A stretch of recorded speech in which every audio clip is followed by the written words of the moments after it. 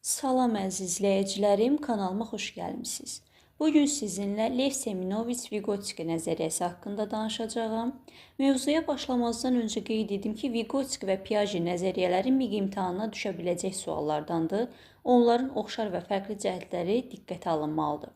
Mövzunu qarışdırmamaq üçün diqqətlə qulaq asın. Onların oxşar və fərqli cəhətlərini sizlərə ətraflı şəkildə izah edəcəyəm. Piaget nəzəriyyəsini daha ətraflı öyrənmək istəyirsinizsə, YouTube kanalımda həmin mövzu ilə bağlı video çarxımı izləyə bilərsiniz. Videonun sonunda isə Vygotsky nəzəriyyəsi ilə bağlı hazırladığım test suallarını sizə təqdim edəcəyəm. Ona görə də videonu sona qədər izləməyi unutmayın. Sizlərə Vygotsky'nin həyatı haqqında qısa məlumat verim. Vygotsky 1896-cı ildə Rusiyada doğulmuş, 1934-cü ildə 38 yaşında tuberkuloz, yəni vərəm xəstəliyindən vəfat etmişdi. O, Moskva Universitetində hüquq, ədəbiyyat və psixologiya üzrə təhsil almışdı. Vygotsky'nin məqsədi uşağın öyrənməsi və inkişafı prosesində sosial mühitin, dilin və qarşılıqlı əlaqənin rolunu sübut etmək idi. İndi isə Vygotsky'nin sosial inkişaf nəzəriyyəsi haqqında sizlərə məlumat verim. Vygotsky hesab edirdi ki, uşağın zehni inkişafı əsasən sosial qarşılıqlı əlaqə vasitəsilə baş verir. Bu cümləyə aydınlıq gətirim. Yəni, uşaq ətrafdakı müəllimlər, valideynlər və həmyaşıtları ilə ünsiyyət zamanı yeni bilik və bacarıqlar öyrənir. O vurğulayır ki, dil və danışıq uşağın düşüncə qabiliyyətini formalaşdırır. Çünki uşaq fikirlərini başqaları ilə ünsiyyət zamanı təşkil etməyi öyrənir. Sosial mühit uşaq üçün bir məktəb funksiyası daşıyır. Yəni, inkişaf yalnız təcrid olunmuş şəkildə baş vermir. Başqaları ilə qarşılıqlı təsir nəticəsində olur. Buna misal üçün, məsələn, bunu deyə bilərəm ki, uşaq bir tapşırığı həll edə bilmir, amma müəllim və yaxud daha bilikli uşaq kömək edirsə, o yeni bacarıqlar öyrənmiş olur, qazanmış olur. Bunu da qeyd edeyim ki, Vygotsky'nin sosial inkişaf nəzəriyyəsi psixologiyada və pedaqogikada çox önəmli nəzəriyyələrdən biridir. Çünki uşağın öyrənmə prosesinə sosial mühitin təsirini izah edir. Vygotsky'yə görə bütün bilik və bacarıqlar sosial qarşılıqlı əlaqədən doğur. Bu da sosialdan fərdiyə doğru prinsip adlanır, deyilir. O, daxili nitq anlayışını təqdim edib, uşaq əvvəlcə öz-özünə ucadan danışır, sonra bu düşüncəyə çevrilir. Vygotsky dilə düşüncənin açarı kimi baxırdı. Vygotsky uşağın öyrənməsini iki səviyyədə izah edib. Biri uşaq tək başına nəyi bacarır, digəri isə biraz kömək alanda nəyi bacarır. İkinci isə, yəni yardımla bacardığı səviyyə yaxın inkişaf zonası adlanır. Yaxın inkişaf zonasında əsas məqsəd uşağın öyrənmə potensialını və müəllimin rolunu vurğulamaqdır. Yaxın inkişaf zonası uşağın potensialının inkişaf etdirilməsi üçün ən uyğun mərhələdir. Müəllim burada uşağa bilavasitə cavab vermir. Sadəcə yön istiqamət göstərir. Burada məqsəd uşağı asılı vəziyyətdə saxlamaq yox, tədricən onu müstəqil düşünməyə yönəltməkdir. Bu nəzəriyyə bizə onu göstərir ki, uşağın öyrənməsi təkcə fərdi qabiliyyətdən asılı deyil, həm də sosial mühit və əməkdaşlıqla sıx bağlıdır. Başqa bir sözlə desək, yəni öyrənmə həm birlikdə, həm də qarşılıqlı ünsiyyət nəticəsində baş verir. İndi isə ikinci əsas nəzəriyyəsinə keçək, ali psixi funksiyanın mədəni və tarixi inkişafı. Burada diqqət mədəniyyətin uşağın inkişafına, təsirinə yönləndirir. Yəni, uşağın öyrənməsi yalnız onun fərdi qabiliyyətindən asılı deyil də, həm də cəmiyyət, dil və mədəniyyət vasitəsilə formalaşır. Bu nəzəriyyəyə görə uşağın psixi funksiyaları, məsələn, yaddaş, diqqət, problem həll etmə əvvəlcə sosial mühitdə baş verir, daha sonra tədricən fərdi səviyyə keçərək onun özünə məxsus olur. İndi isə Piaget və Vygotsky nəzəriyyələrinin oxşar və fərqli cəhətlərini sizlərə izah edeyim. Bildiyiniz kimi, hər iki alim uşağın inkişaf prosesini öyrənib, amma yanaşmaları tamam fərqli olub. Oxşar cəhətləri kimi ilk onu deyə bilərəm ki, hər iki alim uşağın öyrənmə prosesində fəal iştirakını ön planda tuturdu. Onların fikrincə uşaq öyrənərkən sadəcə dinləyici deyil, aktiv iştirakçı olmalıydı. İkinci olaraq, hər iki nəzəriyyə hesab edirdi ki, uşağın inkişafı mərhələlərlə gedir. Yəni, uşaq bilik və bacarıqları birdən-birə deyil, tədricən, yavaş-yavaş ardıcıl şəkildə qazanır. Üçüncü və sonuncu oxşar cəhət isə hər iki alim öyrənmə ilə inkişaf arasında sıx əlaqə olduğunu qəbul edirdi. Bu cümləni açıqlayım. Yəni öyrənmə uşağın inkişafını stimullaşdırır və inkişaf da öyrənməni dərinləşdirir. İndi isə alimlərin fərqli cəhətlərinə keçək. Məsələn, Piaget düşünürdü ki, uşaq bilikləri öz təcrübəsi ilə qazanmalıdır. Yəni uşaq özü müşahidə edərək, sınayaraq, səhvlər edərək öyrənir. Amma Vygotsky bunun əksini deyirdi.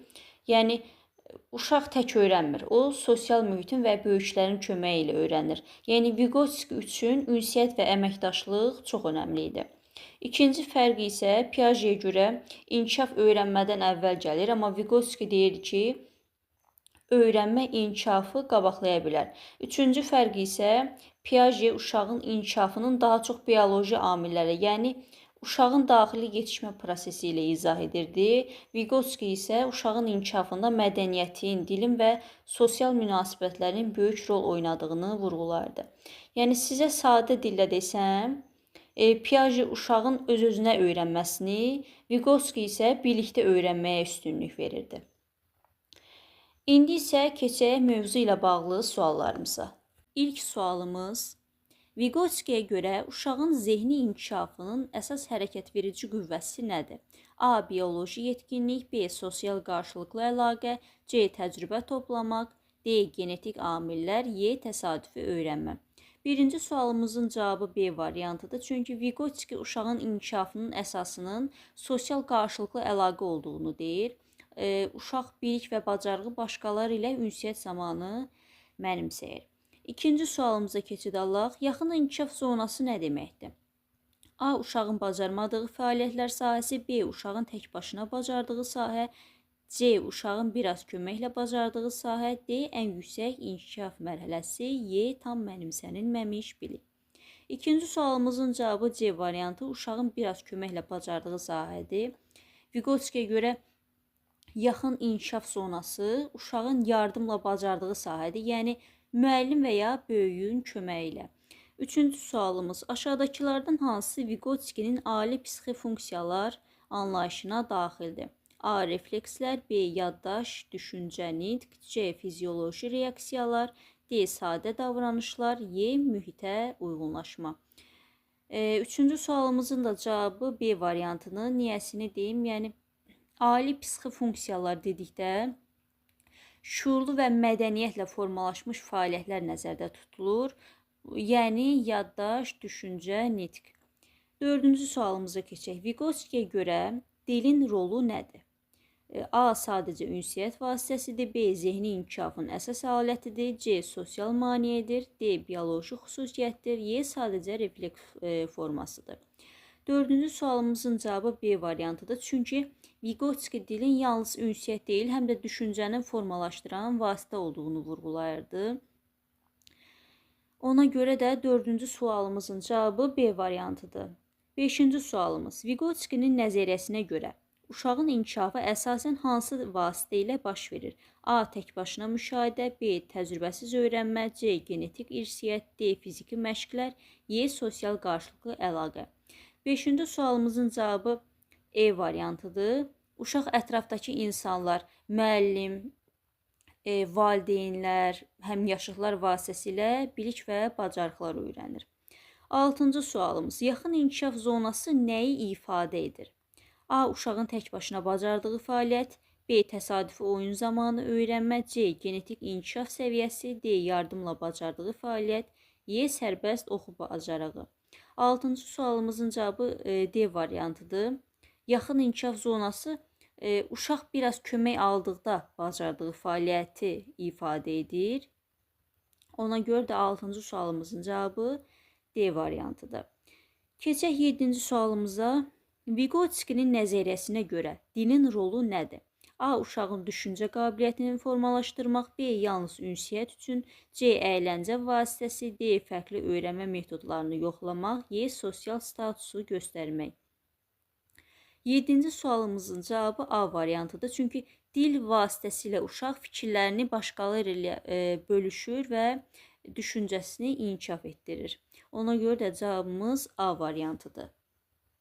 8-ci sualımız, ali psixi funksiyaların mədəni və tarixi inkişaf nəzəriyyəsi hansı aspektə diqqət edir?